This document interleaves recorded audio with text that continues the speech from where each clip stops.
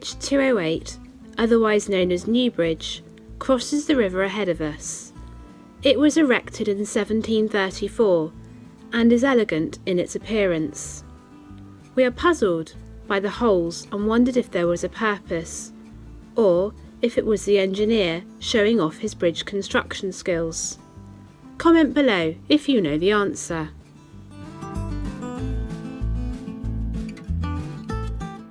This barge, with a smiley face, really caught our attention as we drove by.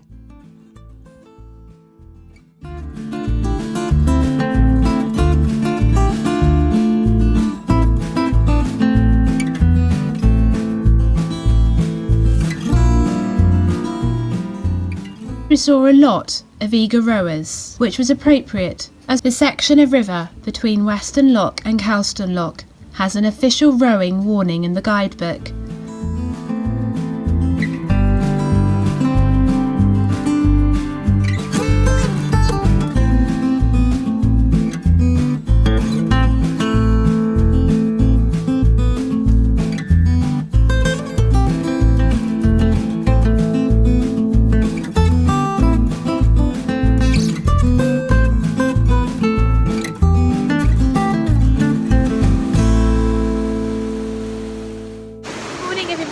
This is our first lock of the day. This is Calston Lock on the River Avon. Had a nice night tied up to some trees, which was great. A bit noisy with the road and the railway line, but now it's getting on for about 9 o'clock and we're just heading down through the next few locks towards Bristol. Quite peaceful. Lots of rowers this morning out having some exercise with some interesting garments. Elaine's having a stint at driving and Trevor and I are working the lock. There's Trevor. And Elaine is on the boat there. Scott's in the shower and Jerry is assisting Elaine, making sure that she's safe at all times.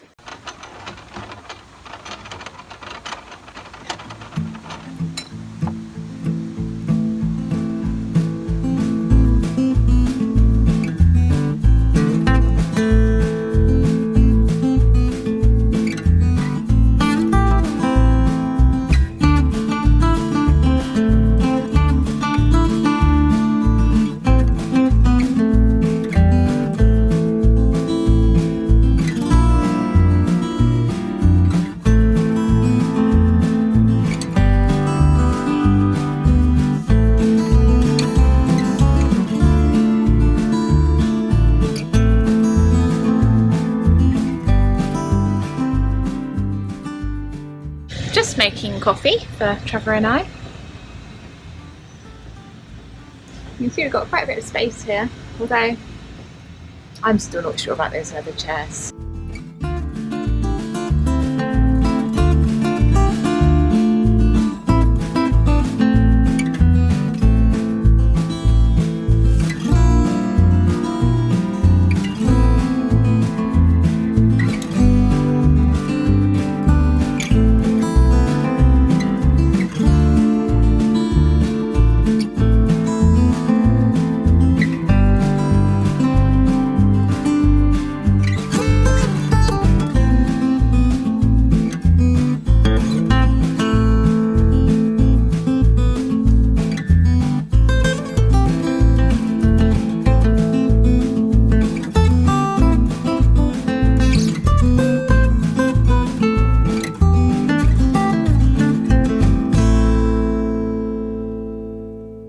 I've just wound this paddle mechanism, which has raised the paddle to allow the water to drain out.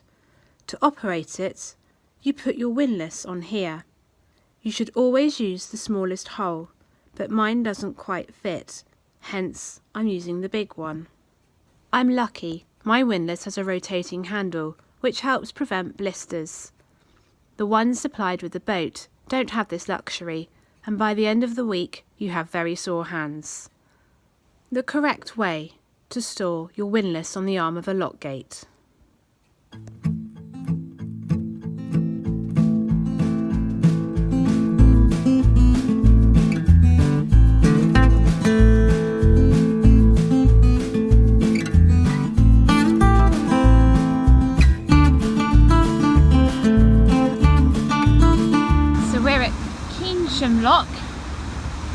and I are just filling the lock up. Then we can open the gates and get the boat in, and the boys can come on down. The lock pickup looks like it's going to be on the right hand side and the weirs round to the left. So you can see it just here, and there's a boat coming up as well.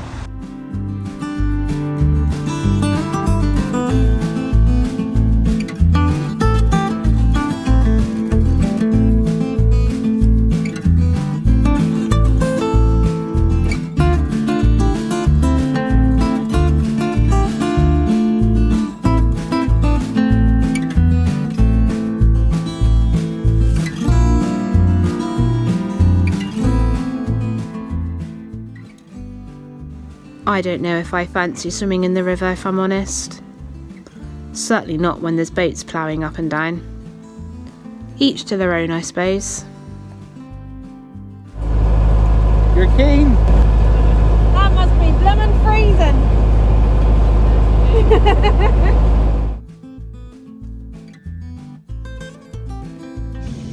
This is the River Avon version of the Exploder. These guys have got crisps and beer on board, and they're having a good splashing time. As instructed, when we arrived at Hannam Lock, we phoned ahead to Needlemind Lock. We tried all the different numbers available, and unfortunately we didn't manage to get through on any of them. So we decided to plough on and chance our luck. Fortunately, the lockkeeper at Needlemind Lock phoned me back, and we were able to arrange our passage through the lock and into Bristol Floating Harbour.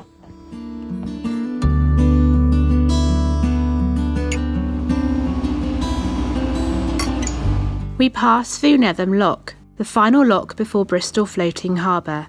Note how both the lock gates are open. This is because of the tidal levels on the River Avon and the need to maintain a constant depth in Bristol's floating harbour.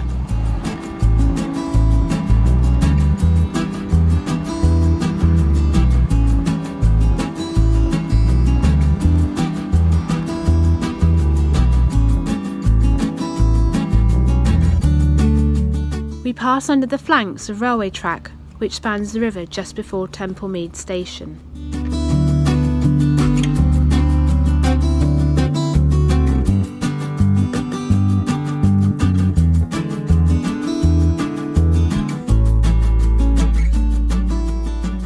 Bristol's take on Balamore's colourful houses. There are a couple of low bridges in Bristol's floating harbour. This is Prince Street Swing Bridge. Luckily, we can fit underneath. For anyone who can't, then they are requested to give the harbour master 24 hours notice if they want it opened. It's nearly as low as Osney Bridge on the River Thames. A surprise sight to see the Jubilee Sailing Trust's tall ship, the Lord Nelson, tied up alongside. And then the mast of the iconic SS Great Britain, built by Isambard Kingdom Brunel, which is now in dry dock surrounded by a visitor centre.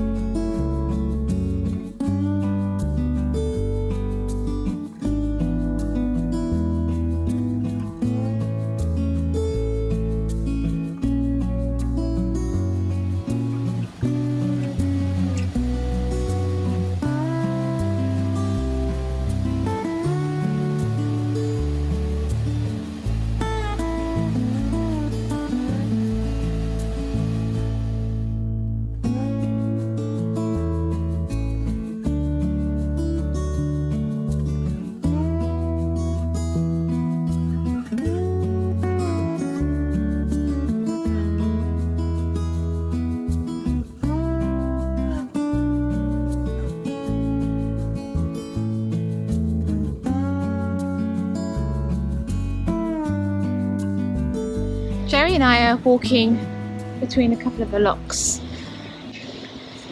Left boat and everybody behind at Swineford, and it is a swine. The mooring point just below the lock is quite nasty. You get pinned onto it and you've got to sort of pole and shove your way off.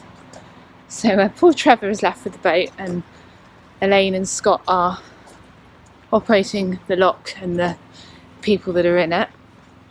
And Jerry and I are going to walk on to the next one. It's not too far actually, probably about quarter to half a mile. It seems to be quite pretty all along the River Avon here. And then we can go and get the next lock ready, and Jerry can have some smells and things. It's about 6 o'clock, so our plan is to do this lock here, Swineford, and the next one, and then find somewhere nice to stop for the night.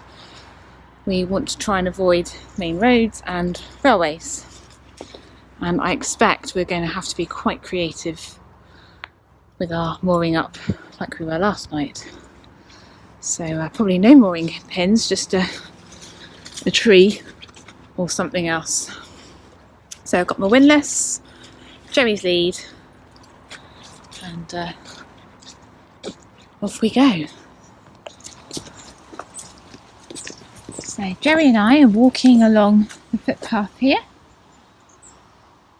Lots of things to sniff and see and whatever Jerry does. The footpath actually has just had a little bit of a turn away from the river, so we're heading slightly inland. I have checked the map, I know that's correct. So I was expecting that sort of right hand bend.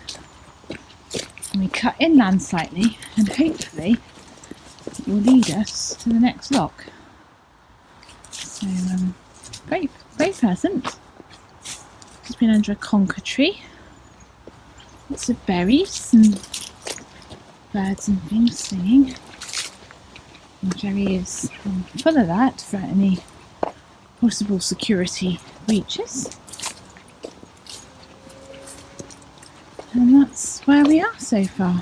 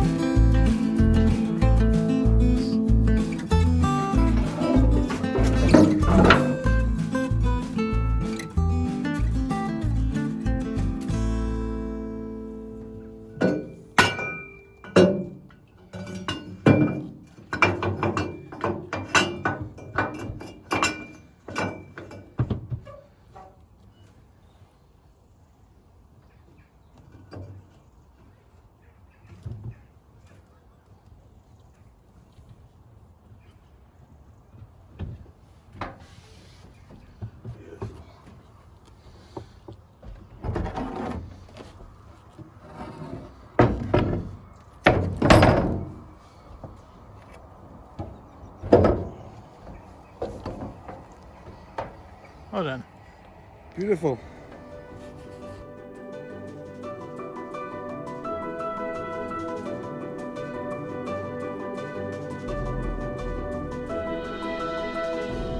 If you've enjoyed our video and would like to see more, then please do hit the subscribe button and the like button. This really means a lot to us.